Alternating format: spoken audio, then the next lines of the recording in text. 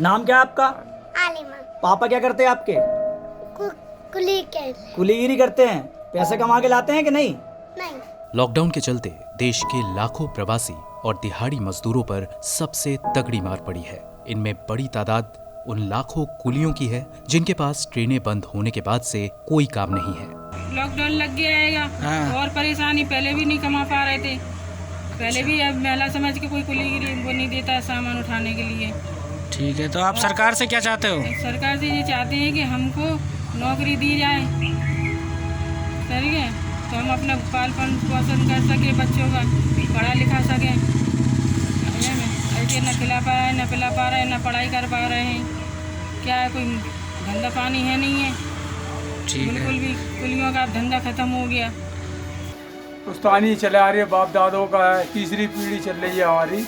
हमारे दादा ने कुलीगिरी करी तो पिताजी को दिया, पिताजी के बाद हमें पिताजी ने दिया। तो पुश्तैनी है हमारा, बहुत सालों से चला आ रही है, 80 सालें करीब हो गई। क्या चाहते हैं अब सरकार से? सरकार यही चाहते हैं नौकरी मिल जाए हमें, अब हमारा घर परिवार सही चले हम लोगों का। मोदी सरकार के पिछले कार्यकाल में कुलियों की जिंदगी बेहतर करने के लिए इन्हें सहायक का दर्जा दिया गया था, लेकिन लॉकडाउन में इन सहायकों को पूरी तरह भुला दिया गया है। इनके लिए रेल मंत्रालय या केंद्र सरकार ने किसी आर्थिक पैकेज का ऐलान नहीं किया है। कुली हमारा एक दैनिक मजदूर है, मजदूर की भांति काम करता है स्टेशनों पर, ट्रेन के आवागमन पर, और इनके लिए एक राहत पैकेज की घोषणा की जाए, क्योंकि इनके पास रोज कमाने रोज खाने जैसी हालातें हैं और इस लॉकडाउन में इनका काम पूरी तरीके से बंद है।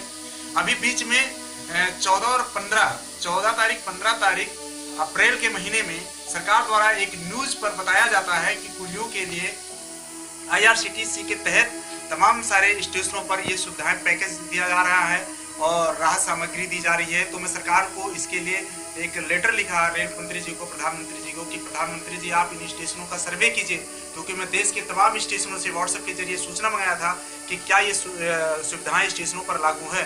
तो हमारे देश के तमाम सारे कुलियों ने कहा कि नेताजी इन तमाम सारे स्टेशनों पर, कर्नाटका हो या दिल्ली हो या आपके अम्बाला हो या और तमाम देश के तमाम सारे स्टेशन हो, लोगों का, कुलियों का कहना था कि कुली को लोग पानी तक पूछने के लिए तैयार नहीं है, आप खाना बांटने की बात करते हैं। तो ये जो प्रोपेगेंडा बजाया जा रहा है कि कुलियों को तमाम सारी सुविधाएं दी जा रही है, तो ये निराधार है, गलत है। सरकार द्वारा कोरोना वायरस के चलते हुए जो जनता कर्फ्यू का ऐलान किया गया था, उसके बाद हम लोग सोचे थे कि जनता कर्फ्यू के बाद ट्रेनें चलेंगी।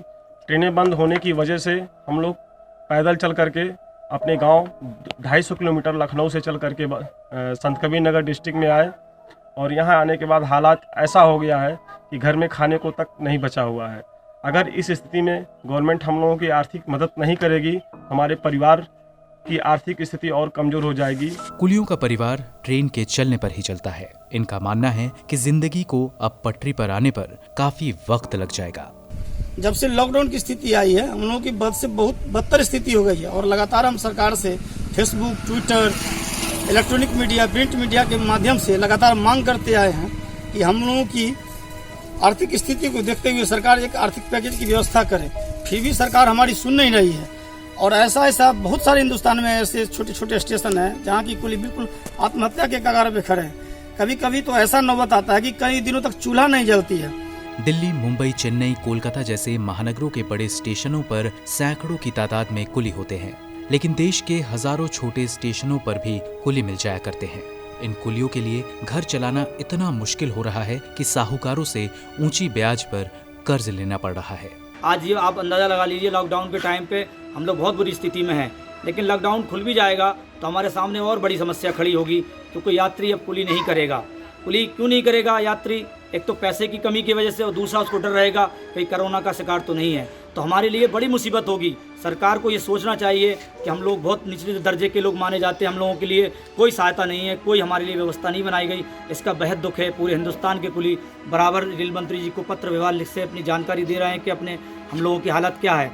अगर आप ये बताइए, मेरे दादा ने कुलीगिरी, मेरे फादर ने की, और क्या मैं भी कुलीगिरी कर रहा हूँ, लेकिन मैं नहीं चाहता कि मेरे बच्चे कुलीगिरी करें। उनको बेहतर शिक्षा, बेहतर उनकी पढ़ाई की व्यवस्था हो, जिससे आगे वो देश का नाम रोशन करें। झांसी के करीम मैकरोनी का कहना है कि 2008 में कुलियों को गैंगमैन के पद पर भर्ती किया गया था। मौजूदा सरकार को उसी तरह का कोई इंतजाम करना चाहिए। अहमदाबाद के समीर का कहना है कि फिलहाल कुली दिहाड़ी मजदूर बनने के लिए तैयार है ताकि किसी तरह उनके घर का चूल्हा जल सके। ब्यूरो रिपोर्ट, गो न्यूज़।